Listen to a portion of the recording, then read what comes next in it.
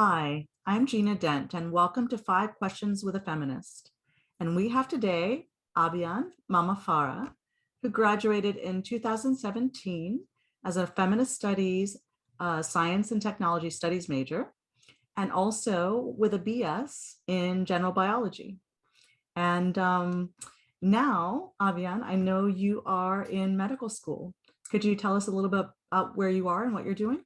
Definitely. I am a medical school, I'm a candidate, I believe is what we called it. So it's like a medical candidate, doctorate candidate at UCSC School of Medicine. And I'm halfway through my second year. So I'm a couple months away from taking the first board exam and a couple months away from starting hospital rotations. It's going Wow. to be very fast from this point on. Yeah. Wow, that's amazing. Well, so, given that, what made you decide to major in feminist studies?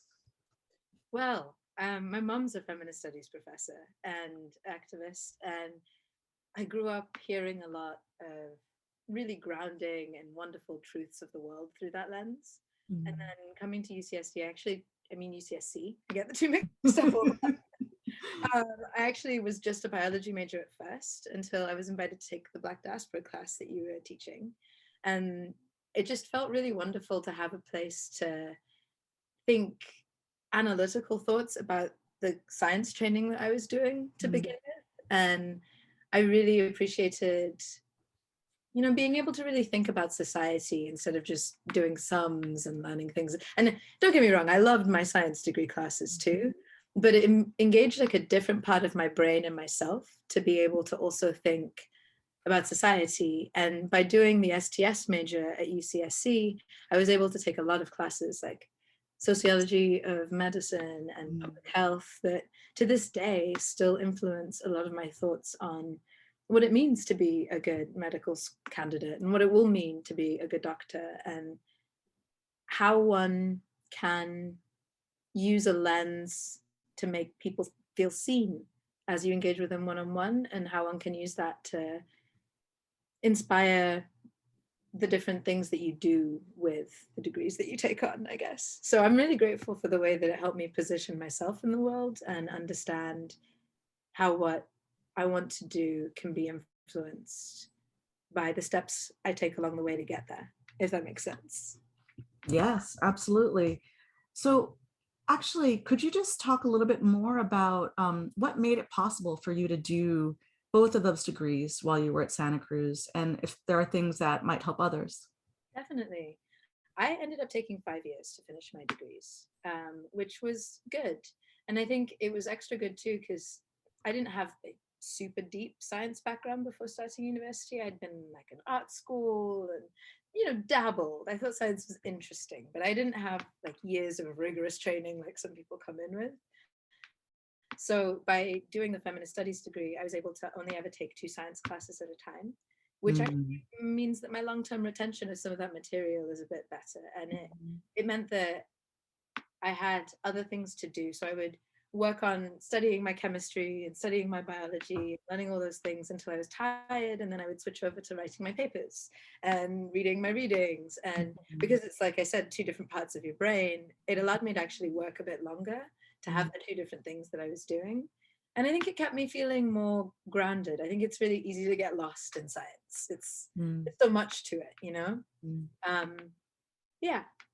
Yeah, great.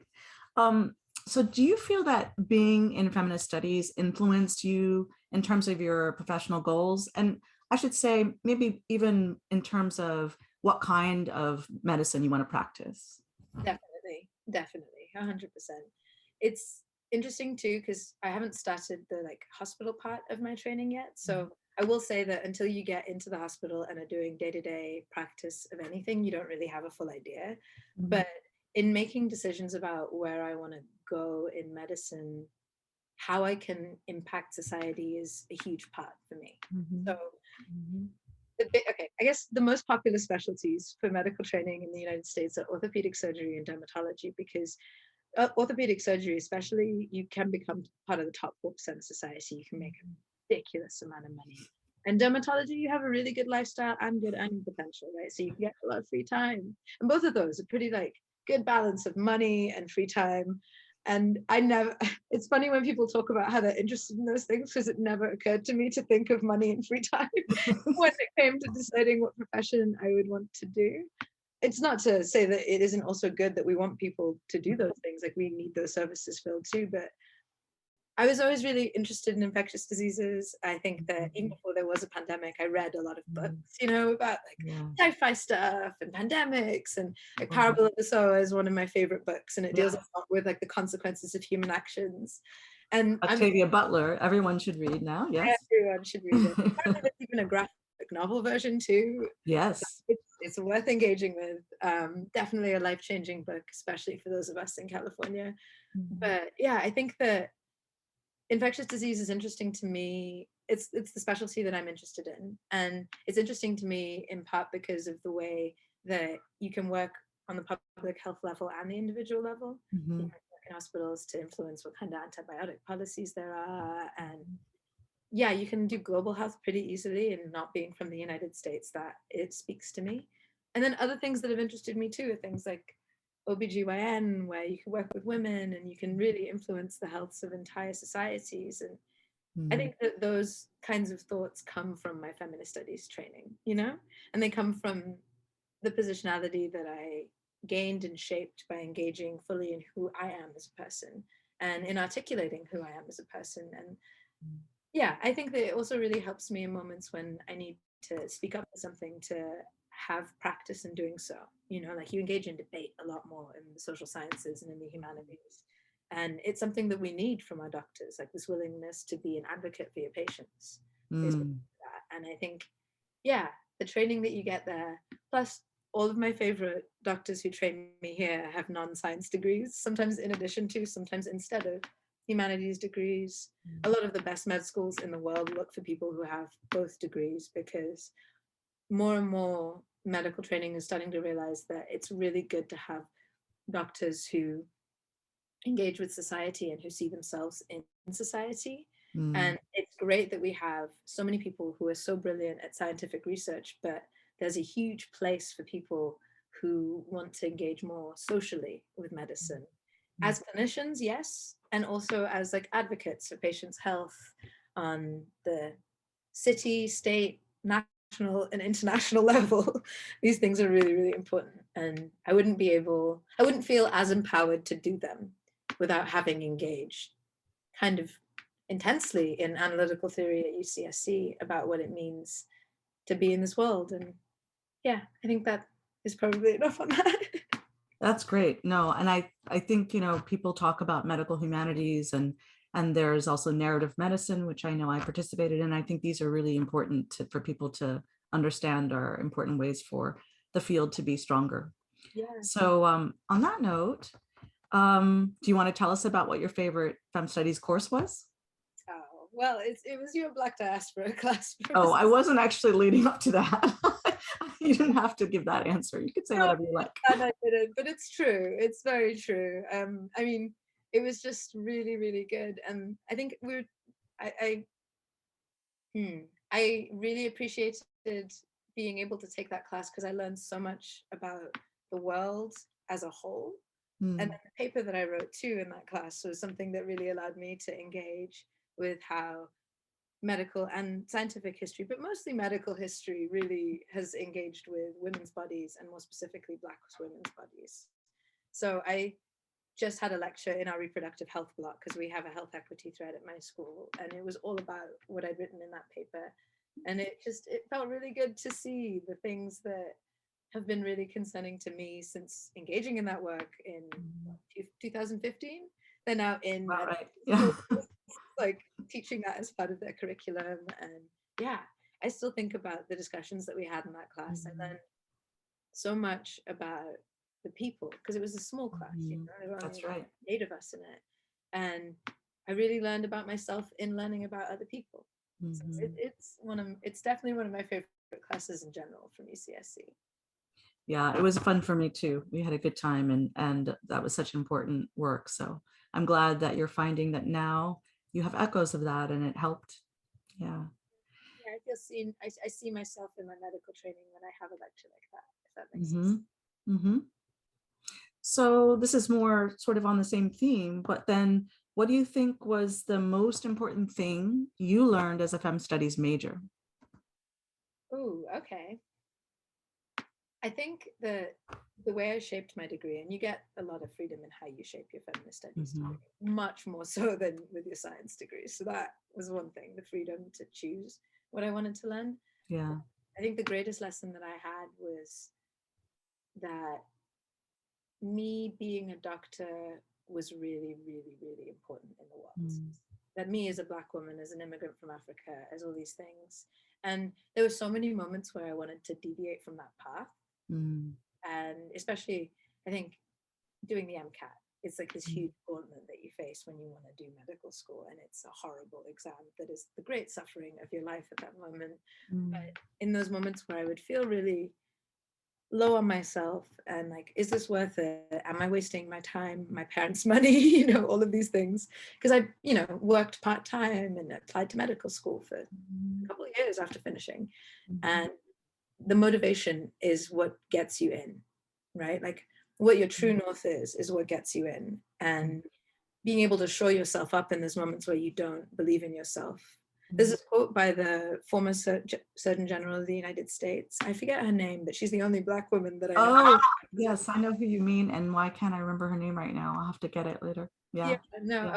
I remember the quote because it's about how she went to all state schools and Yes. how getting into medical school is about perseverance, not sheer mental skills. Like it's not about being able to regurgitate 5,000 different facts about the human body, but really not taking no for an answer and keeping going. And I think that my true north was shaped a lot by the kinds of thinking that I got to do in the feminist studies classroom and the kind of learning about myself, African history, African American history, Black history in general. It all made me understand how important it was that people like me do medicine and advocate for the health issues that affect Black people around the world in the diaspora.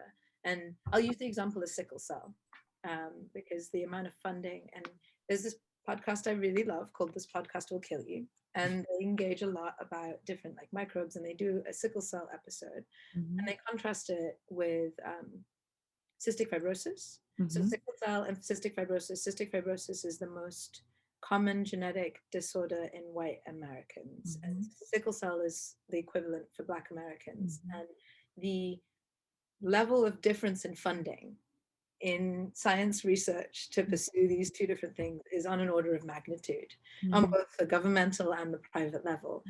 And I think part of it comes down to like doing research in something really does take a lot out of something, out of someone rather. And so who gets called to do what research is often a very personal thing. So by having a history of having so many doctors be white men and white people in general, I think there is often this predominance of issues that affect that population because people who are involved in medical science historically have so often been from that population. And it's really important that people from other communities can also advocate for issues that affect our populations. And that whole spiel, that whole analysis, I would say, is very much a feminist studies thing because it's not, oh, I'm going to live a really good life and be really comfortable. It's, oh, I could maybe help in some way play my small part in making the world better, even if it's for one individual person, by the kinds of things that I can do with this degree. And that's a good true north to have, and that's a good motivation to have in moments when you feel sad and low and down. And yeah, I got that, and that was shored up by all of the studying that I did, I think, more importantly, because it's one thing to sort of think, oh, things are bad, but to have read so much and engaged so much with the deepness and the depth and the depravity of the suffering, and to have read the statistics and like really engaged with, I mean, like Medical Apartheid by Harriet Washington at work is just, but to have read that, for example, and that's something that I don't know if I would have made the time for if I hadn't done a degree in feminist studies. Because science degrees are so all-consuming, and so putting myself in a position to have that be part of what determines that I'm doing well as well. And then, yeah, I mean, there are all sorts of programs like PREM programs where you get to do degree, like a master's degree when you also do your medical degree. So there are lots of opportunities for people. Like I could, in theory, still take a year off and do a narrative medicine master's. It's probably expensive, so I might not. But you know, there's a lot to be said for the ways that medical training now appreciates those of us. One of my classmates wants to get like an MBA with his medical degree and is going to be like he's a Native American. He's going to be revolutionizing healthcare access for a lot of people with the business skills that he gets. And that's a clear-cut example too, but I do think there's a place for those of us who really want to engage in generating the kinds of social technologies necessary for everyone to have health literacy, to also be in medical practice and medical education and all over the place. And all of those things, feminist studies, even my experience as a TA, feminist studies, and just teaching me how to talk to people and to really see them and to have an understanding of positionality, practice like unconditional positive regard from public health, all these other good things to come into medicine already knowing. That's beautiful. Well, you said so much, but is there any last thing you'd like to share with our feminist studies students? Ooh, that's a good question. I guess my parents both raised me to believe that no learning is ever going to do anything but help you in the long run. And as you make your decisions about what you want to do with a feminist studies degree and like where you want to go in this world, I think knowing that the learning that you're doing about who you are as a person is going to be some of the most important learning you're going to do. And if you compare that with learning about society at the same time, then you're learning how to see other people and how to see them with love and to hold them in your heart with care, even when they're people that you don't like, right? Like a lot of being a doctor is the Hippocratic Oath. Like I will do no harm to no person, and I will. And yeah, I have some rage sometimes when I get frustrated thinking about the various forms of oppression in our world. But I also learned how to see the ways that people were maybe miseducated into some of their beliefs, and to have kindness for that, and to have understanding for that. And yeah, there's no bad learning, and you're on a good journey. And UCSC is a beautiful place to grow at this stage in your life. Thank you. It's been incredible talking to you again, and I'm wishing you the best of luck as you finish the second year of your medical training. Thank you. Thank you. Always a pleasure to see you, and best of luck to all of you students out there. I hope that everything that you choose to do blooms. Oh, beautiful. Okay. Thank you. Bye.